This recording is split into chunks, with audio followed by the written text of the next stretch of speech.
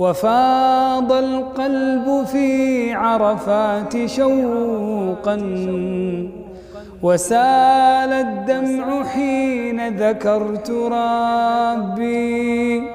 هو الرحمن في يوم عظيم، كريم لا يرد سؤال قلبي، كريم لا يرد سؤال قلبي.